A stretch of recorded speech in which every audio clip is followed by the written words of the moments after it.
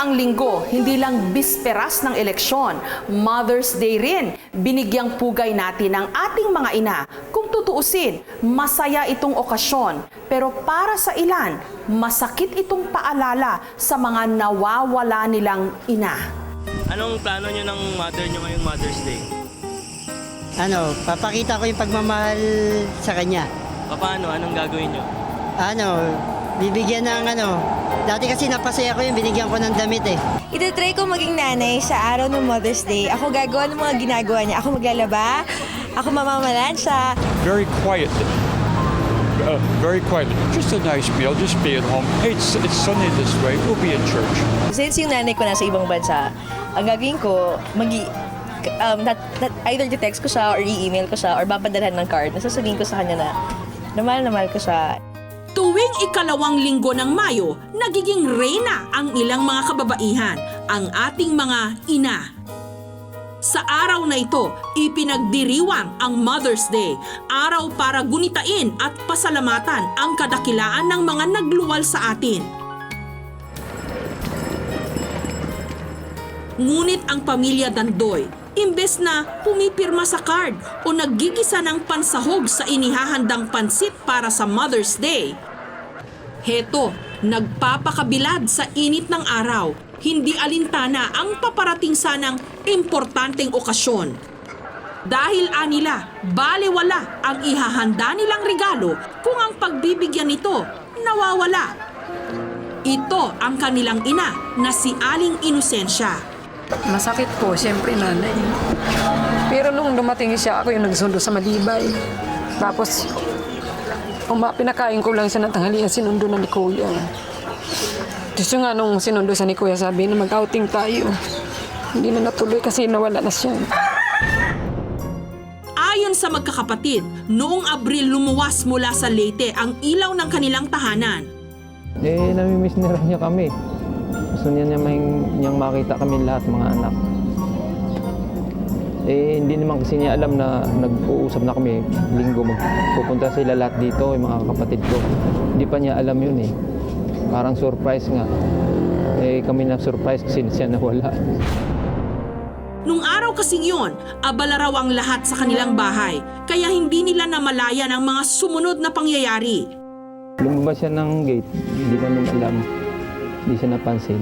Siguro yun ang nasa isip na pupunta sa bunso namin eh. Sa may Abad Santos, Blooming Street. Siyempre matanda na yun, hindi talaga alam yung address mismo eh. Ngayon, balot ng labis na pag-aalala ang magkakapatid, lalo na si Romulo. Sa poder kasi niya nawala ang 81 anyos na si Aling Inosensya. Isa magigising ako ng madaling araw, hindi na makatulog eh. Bakit po? Iniisip ko siya kung paano namin makita eh. Pero alam ng magkakapatid, wala silang dapat sisihin sa pagkawala ni Aling Inosensya.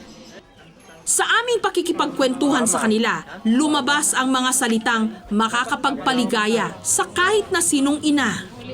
Siyempre, masarap mag-asikaso nanay. Hindi na pwedeng palitan ng nanay. Nanay mo yun. Nanay namin the best. Pag lumitaw po yun ng Mother's Day, magsiselebrate kami. Sigurado yan. Ano pong planong ibigay niyo sa kanya? Mahirap i-describe, basta pagmamahal. Ngayon, ang tanging dalangin nila, muling makapiling ang ina sa araw na ginawa para sa mga espesyal na taong katulad niya. Nay, kung nasaan ka man ngayon, sana napanood niyo kami ngayon. Nandito kami lahat mga anak niyo. Sana nay, magpakita ka na. Kasi lahat naman kami, hinahanap ka namin ng mga anak mo eh. Ayon sa magkakapatid, Inosensya Dandoy ang buong pangalan ng nawawala nilang ina. 81 years old na ito ngayon, payat at maputi ang buhok. Ang hindi alam ni Romulo at ng mga kapatid niya, mukhang magiging masaya pa rin pala ang kanilang Mother's Day. Dahil matapos maibigay sa RAC o Reception and Action Center sa Maynila, ang mga detalyeng aming nakalap, positibo nilang tinukoy na nasa kanilang pangangalaga si Aling Inosensya. April 19, 2007, nakita siya na parang naliligaw sa may Blooming Street Extension. Nung natagpo ang pakalat-kalat sa lansangan, dinampot siya ng mga rumorondang tanod at idiniretso sa rack. Sa edad ni Aling Inosensya, malakas pa ang kanyang pangangatawan, ngunit hindi na ang kanyang isipan. Dahilan para maging makakalimutin na siya sa mga lugar na pinupuntahan niya. Ewan ko ba ngayon nalimutan ko ang bahay ni Roro? Kaya siguro kay matanda na naligaw ako.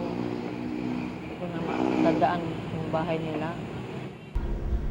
Isang bagay lang daw ang nagtulak kay Aling Inosensya para pumunta ng Maynila. Nalungkot lang ako, hindi ko makita sa Roro, tagal na. Gaano katagal na po?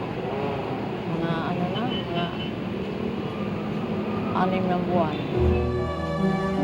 Sa kanyang pamamalagi sa rack, inaaliw na lang daw niya ang kanyang sarili sa mga masasayang alaala sa piling ng kanyang mga anak.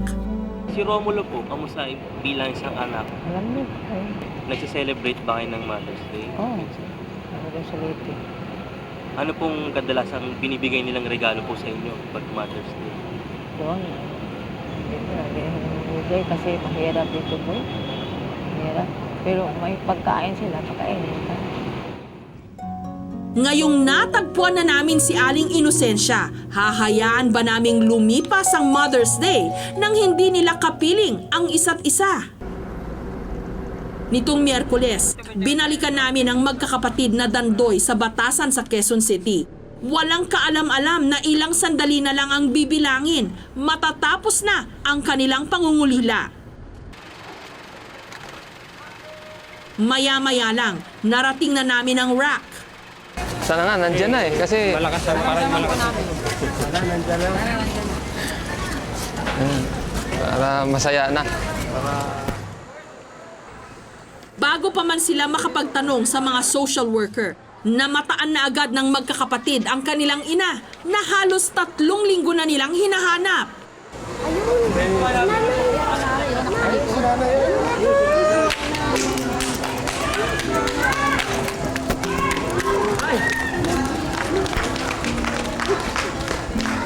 Buang.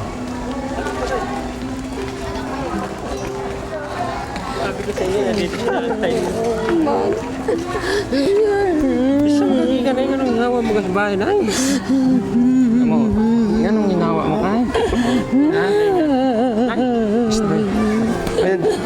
Yan na. Nanay, huwag si nanay. Nay, kaila ka na.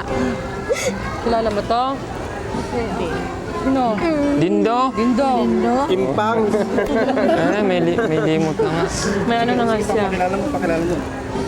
Ito. Ito, kilala mo. Kilala mo. Neo. Neo. Junior. Ako. Ako, sino ako? Ayun. Oh, ako, sino ako? Sige nga. Marlene. Oh, Marlene, Bago chinilas mo na yan, saan mo na po yan? Ba't ka umalis? Huwag ka nang umiyak, huwag ka nang umiyak. Anong hawak mo? Nagtampo ka sa akin? Oh, nga hawak man ka? Eh, bakit umalis ka? Sabi nila nga, di tayo ko no mahal sa mga anak ko. Mahal ko ni Rumulog silang lahat. Kasi nag-ingon. Yung babae. Kung sino na yung sabi ko, hindi ka mahal ng mga anak Dito ko. na siya. Sabi mo, sorry na lang kayo. Pag hindi mahal eh, nanay. Sino? Galing kami sa iyo Mahal ka eh. namin. Talaga nga namang timing na timing ang pagkikita ng mag-iina. Tama, Mother's Day na. Mother's Day na yan. Happy Mother's Day na yan.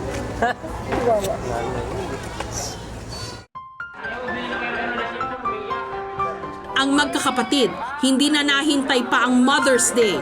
Dali-dali na silang kumain sa labas kasama si Aling Inosensya. Pero hindi pa ito ang regalo nila para sa kanya, kundi ang sumpang gagawin nila ang lahat. Huwag lang mawalay sa kanilang piling ang ilaw ng kanilang tahanan.